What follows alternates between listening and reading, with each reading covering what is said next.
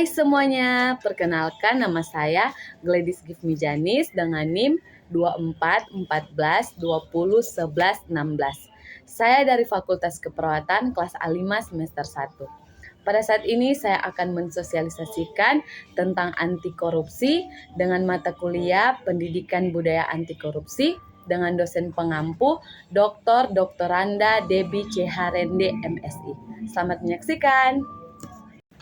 Terima kasih atas kesempatan yang telah diberikan. Pada saat ini, saya akan melakukan penyuluhan tentang korupsi. Korupsi berasal dari bahasa Latin, yaitu corruptio atau corruptus, yakni berubah dari kondisi yang adil, benar, dan jujur, menjadi kondisi yang sebaliknya. Ada bahasa yang lain, yaitu corrumpere, yang berarti busuk, rusak, memutarbalikkan, menyogok, dipikat atau disuap. Kita masuk pada bentuk-bentuk korupsi. Bentuk-bentuk korupsi itu ada 5. Yang pertama, kerugian keuangan negara. Yang kedua, pemerasan. Yang ketiga, konflik kepentingan dalam pengadaan. Yang keempat, permainan curang. Dan yang kelima, gratifikasi. Bentuk-bentuk korupsi yang pertama yaitu kerugian keuangan negara. Negara akan hadir ketika melakukan korupsi yang pertama polisi, jaksa, dan juga hakim. Bentuk-bentuk korupsi yang kedua yaitu pemerasan. Orang-orang yang terlibat di suatu kegiatan proyek atau kegiatan yang melibatkan tentang korupsi akan merasa rugi. Yang ketiga, konflik kepentingan dalam pengadaan. Yang keempat, permainan curang, organisasi apapun yang merasa rugi karena korupsi negara. Dan yang kelima, gratifikasi, yaitu pemberian suap, bukan cuma uang, motor, kebun, tiket, atau fasilitas lainnya.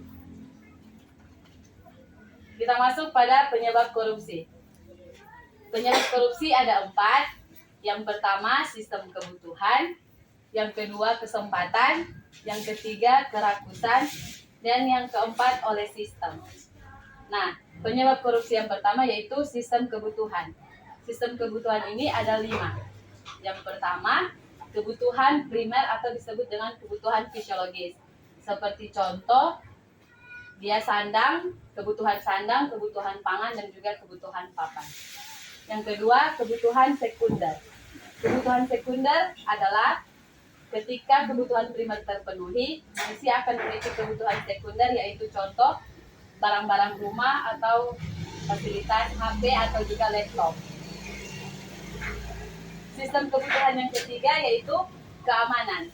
Keamanan diri tergantung situasi atau cari aman untuk diri sendiri. Sistem kebutuhan yang keempat yaitu sosial. Manusia tidak bisa kalau tidak butuh teman atau orang lain. Harus bersosialisasi diri. Yang kelima, kebutuhan yang kelima yaitu aktualisasi diri. Seseorang yang ingin mencapai tujuan hidup. Penyebab korupsi yang kedua yaitu kesempatan. Banyak kesempatan untuk melakukan perbuatan korupsi, tapi semua tergantung setiap orang harus mempunyai iman yang kuat agar tidak melakukan korupsi. Penyebab korupsi yang ketiga yaitu kerakusan. Tidak boleh memuaskan diri atau rasa ingin memiliki sepenuhnya, karena dengan adanya ingin rasa memiliki bisa muncul perbuatan korupsi. Dan penyebab korupsi yang keempat yaitu oleh sistem. Dalam satu organisasi memiliki sistem-sistem, tapi banyak potensi-potensi melakukan korupsi atau celah-celah melakukan korupsi. Seperti contoh penerimaan beasiswa. Kita masuk pada prinsip-prinsip korupsi. Prinsip-prinsip korupsi itu ada 5. Yang pertama, akuntabilitas. Yang kedua, transparansi. Yang ketiga, kewajaran. Yang keempat, kebijakan. Dan yang kelima, monef atau kontrol kebijakan. Prinsip-prinsip korupsi yang pertama yaitu akuntabilitas. Akuntabilitas adalah kesesuaian proses kebijakan dengan pelaksanaannya. Prinsip-prinsip korupsi yang kedua yaitu transparansi. Transparansi adalah seluruh proses kebijakan harus dilakukan secara terbuka. Prinsip yang ketiga yaitu kewajaran. Kewajaran adalah keadaan yang diharapkan ada unsur slinar sesuai yang berlaku pada saat itu. Prinsip yang keempat yaitu kebijakan. Kebijakan adalah suatu langkah yang mengedepankan untuk tidak mau melakukan korupsi. Dan prinsip yang kelima yaitu MONEF atau kontrol kebijakan. MONEF adalah suatu kegiatan yang dihadapi dengan kebijakan untuk tidak korupsi harus dilakukan konsisten. Kita masuk pada nilai-nilai anti korupsi. Nilai-nilai anti korupsi ada 9. Yang pertama kejujuran, yang kedua kepedulian, yang ketiga kemandirian, yang keempat kedisiplinan, yang kelima tanggung jawab, yang keenam kerja keras, yang ketujuh sederhana, yang ke-8 keberanian, dan yang ke-9 yaitu keadilan. Yang pertama kejujuran. Harus selalu menjadi jujur dalam kehidupan sehari-hari. Yang kedua kepedulian. Perlu dikembangkan rasa peduli terhadap mahasiswa, proses belajar mengajar, dan peduli terhadap lingkungan di luar kampus. Yang ketiga kemandirian. Harus mandiri dalam melakukan tindakan. Yang keempat kedisiplinan. Bisa mengatur waktu dan aktivitas. Yang kelima tanggung jawab. Harus bertanggung jawab atau tidak berkorupsi. Yang keenam kerja keras. Harus dilakukan supaya ada hasil. Yang ketujuh sederhana. Budaya hidup seseorang mahasiswa turut melakukan agen perubahan. Yang ke-8 keberanian. Mahasiswa harus ada kemandirian dan kedisiplinan atau ada hubungan relationship dengan mahasiswa lainnya. Yang ke-9 yaitu keadilan. Harus adil dalam mengambil keputusan. Kita masuk pada pencegahan sosial dan pemberdayaan masyarakat. Ada 8. Yang pertama,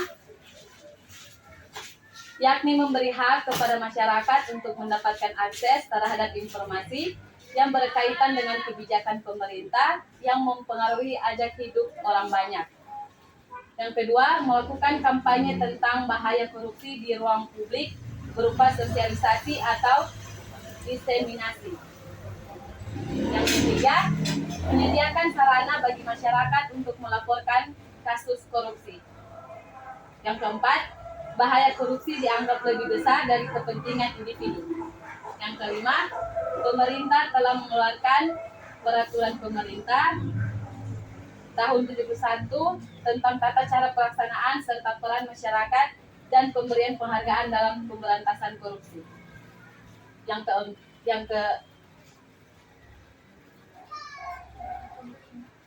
ketujuh, proses yang semakin